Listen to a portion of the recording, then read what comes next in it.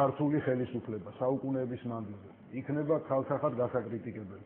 მასე თუ მიუდექით რისთვის არის ჯარი მზად და რისთვის არ არის, ეს გამოდის რომ იცით რა შესაძლებელია გარე აგრესიის დროს აგრესორს უთხრა რომ მოიცა მე ჯერ მზად არა ვარ, მაცალე რაღაცა კიდე რეფორმები დასასრულებელი მაქვს, ამ სისტემამ არ გაამართლა, იმ სისტემას მოსინჯავ და მერე მოსინჯოთ ერთმანეთის ძალებიო. იყო აგრესია, ძალიან მარტივია ეს ჩემთვის. იყო გამოუვალი მდგომარეობა, ხელისუფლებას უნდა ემოქმედა, რითაც შეეძლო და როგორც შეეძლო.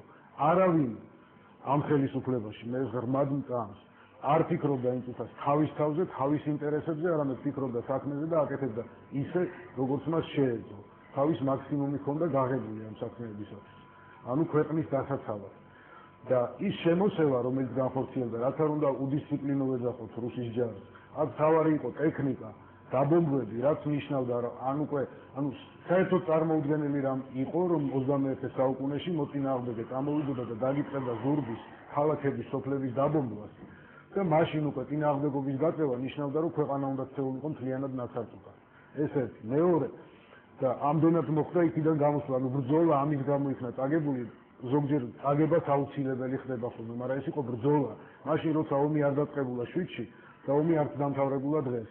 ხან სამხედრო მეთოდებით ხდება ეს ომი, ხან დიპლომატიური მეთოდებით და მე ღრმად მწამს, რომ ჩვენ შევინარჩუნეთ სახელმწიფოებრიობა. შეიძლება არ მოგწონდეს დემოკრატიის ხარისხი, არ მოგწონდეს კონკრეტული ხელისუფალი, მაგრამ მე ვიძახი, რომ ჩვენ შევინარჩუნეთ სახელმწიფოებრიობა და ეს არის წარმატება. რაც არ უნდა მტკივნეული იყოს სტრატეგიული ობიექტების დაკარგვა. შენარჩუნებული არის არცი თვითონ რისთვისაც გინდა ის ობიექტები, თორე მე ისიც მახსოვს, ეხლა არ ვამბობ ამას ნიშნის მოგებით, მართლა გულწრფელად ვამბობ, რომ როდესაც იმ სტრატეგიულ ობიექტში აბსოლუტურად ფეოდალური გაგების და ფეოდალიზმი 21 საუკუნეში არის კრიმინალი, მეტი არაფერი. ესე ვთქვათ, ფრონდა ამბოხება ხდებოდა კოდორში და იქ დამყარდა წესრიგი და კოდორი დაექვემდებარა ცენტრალურ ხელისუფლებას. ბევრი კრიტიკა ისმოდა, რომ არა, ეს არ იყო სწორი, ეს არ უნდა გაკეთებულიყო.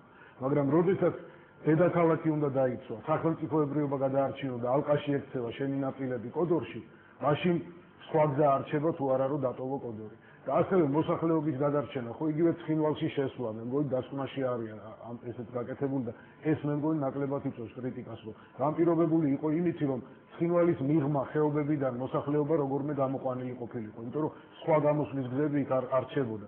მაგრამ ყველა შემთხვევაში ამ ყველა დეტალს არ ვენდობით ჩვენი პარლამენტის კომისიას, კი ბატონო, ესეც ასე ვთქვათ, გემოვნების საკითხია, დამოკიდებულებების საკითხია.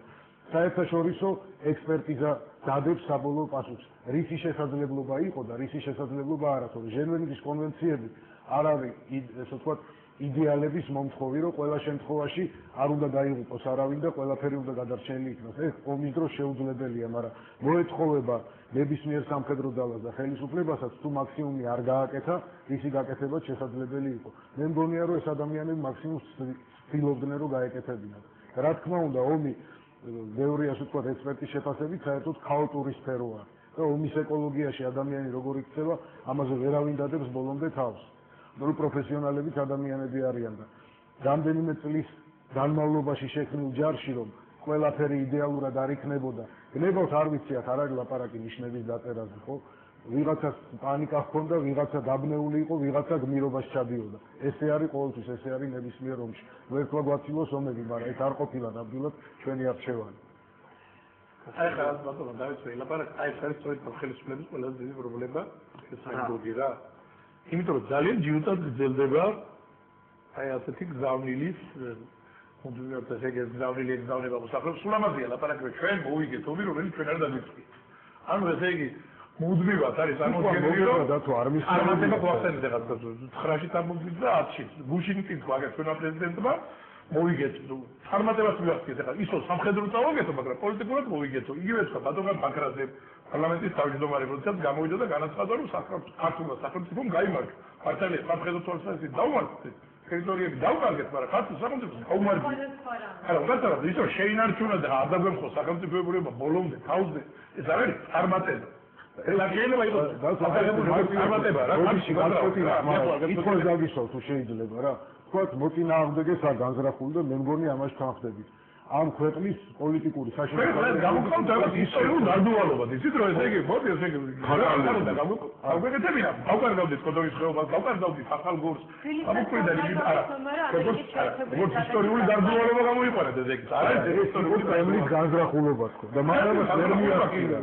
შეიძლება ახალგორის არამედავარქვათ მაგრამ იდით განზრახულობა რა ახლა გუშინ გავიგეთ ჩვენ რომ ეს ასეთი განზრახულობა აქვს ეს ამდენი ხანია ვიცი რუსეთის განზრახვარი იყო და ეძებდა მუდმივად საბაბს იმისთვის რომ ეს აგრესია განეხორციელებინა ესეც ხომ ვიცი ამ ყველა ჩვენ გაიყავ შემთხვევაში ვინც ხელისუფლებაშია ვინც ოპოზიციაში სწორედ იმაზე უნდა იყოს ორიენტირებული რომ შეიძლება გააკეთოს შეიძლება გავაკეთოთ იმისაც რომ შედეგი არ გამდგარი ხელისუფლება მეუბნება რომ დავაკეთოთ მაქსიმუმს და ნუ რაღაცა შემეშალა იქ რაღაც რეზერვის სასწრაფული არ მქონდა და აღიარებს არ მუშაობდა ისე კარგად ისე რაღაც სამოქალაქო დაცვა არ ქონია და ანაჩენი ყველაფერი წინვალეთ არის გამოიწვალა რაღაც ხელმძღვანელი რომ თავდაცვის სამინისტროში ისე გაუგეს როგორც იქნებ კეზერაშვილი რომ ძალიან საქმე კეზერაშვილის გაშვებას იმისთან არ მიყოლეს ვერე მოადგილები პირველ მოადგილე და დამავიწყდა ხა კეზერაშვილი საერთოდ ბაჩოხალა ეს ანუ თავია ლაპარაკი რომ არანაირი ასკუნები ჩით კრიტიკული ელემენტარულად არ არის ლაპარაკი ბაზრის ხელისუფლება შეიძლება არ იყოს თავში ხელები და არ იყოს მოაი და ასეთი ვარ და ცუდი ვარ ისა მაგრამ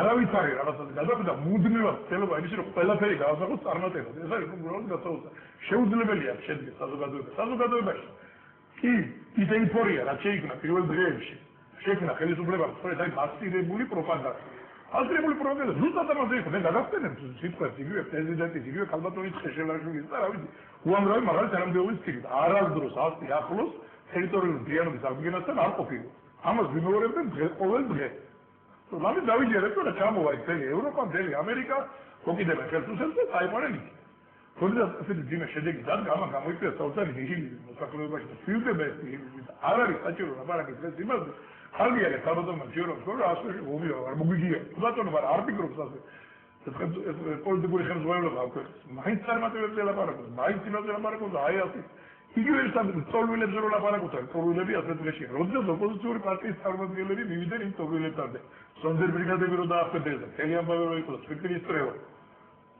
ეს არის აიმაში ჯდება ეს ლოგიკაში და რაღაც ხალხობის მოძებნაში და რა ქვეყნიდან გამოსავალია. ხოთა ასეთ პოლიტიკა გელდება. ხოთა დღეს აი ეხლა ასეთ კრიზისში ვითარება. ხოთა ასეთ ძიმე ვითარება. კვლავ გრძელდება იგივე. კვლავ გრძელდება იგივე ბიზნესის დაწერვება. კვლავ გრძელდება იგივე რაღაცა ვითომ ტენდერები, რაღაცა მიყიდიან, რაღაცა საერთოდ ისე გრძელდება ეს ყველაფერი. ეს რაზე არის ლაპარაკი? არავის არის ცვლილება. არავის არის ესე იგი ის რომ თავისთვის მაინც გამოიწვევდა სკოლები. აი შეიძლება ლაპარაკებიან და თავისთვის კონცეფტს ხონდა გამოიწვია ერთადერთი რაც საერთო უნდა ვაღიარო ეგია დავყარდეთ ახალგორის და კოდორი მას მერე კავკასიაში თეატრში მოდის ხელისუფლების წარმატება აი ამ წარმატებას მივახცეთ თუ ეს წარმატება ნიკოლოზ ვალიაშვილს კითხავ კომისიის მუშაობაში თავადაც აქტიურად ჩართული იყო დასკვნებზე კითხავდით თუ ჩანს პირი თუ ჯერ ადრეა იმაზე საუბარს რომ ჩვენი კომისიის დასკვნებიდან ხელისუფლებამ გამოიტანა თუ არა დასკვნა ნუ მე გავბედავდა ერთ სიტყვით მაგალითად ის იყო სიტყვა-სიტყვის ნათქვამი რომ საგარეო საქმეთა სამინისტრო მუშაობს სულად ხარვეზებით მაშინ საგარეო საქმეთა სამინისტროს ხელმძღვანელობდა ეკა ტეშელაშვილი რომელიც ახლა არის უშუალოდ საბჭოს დივანი ეს ახლა ერთჯერადი ამოვარდნა თქვა თუ ეს არის ტენდენცია და ეს ტენდენციის იმედი უნდა გქონდეს ბატონ დავით თქვენს კითხვას ამის შესახებ ეგეთვე ხა დასკვნა გამოიტანა ხელისუფლებამ ფაქტია რომ ეს საკადრო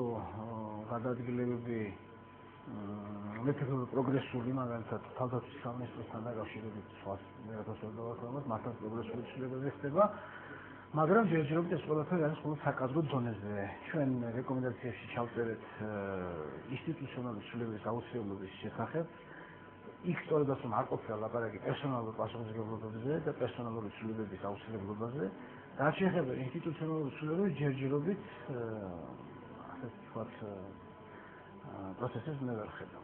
ოშტოჟნა მიჭირს იმის თქმა, რამდენად გამოიყენა ხელისუფლებამ დასკვნები ამ კომისიის მუშაობის შედეგად. ბატონ გუბერნატორ, დასკვნები უჩანს თუ არა ხელისუფლებისგან დასკვნების გამოტანას არ უჩანს, ნუ ვერ ხედავ რა, ძალიან მინდა რომ დავინახო, აი ყოველგვარი ნიშნის მომგების გარეშე, იმიტომ რომ მე ამ ქვეყნის მოქალაქე ვარ, ამ ქვეყნის პატრიოტი ვარ, ყოველ შემთხვევაში ასე მიმაჩნია ჩემი თავი და ამ ქვეყანაში ვაპირებ ცხოვრებას ჩემ ოჯახთან ერთად. ვერ ხედავ ამას. აი მე უბრალოდ ასეთ შეკითხვა მაქვს რა ჩემს კოლეგებთან, ხო? აი რა პრინციპით დაინიშნა კედერაშვილი თავდაცვის მინისტრად? აი რა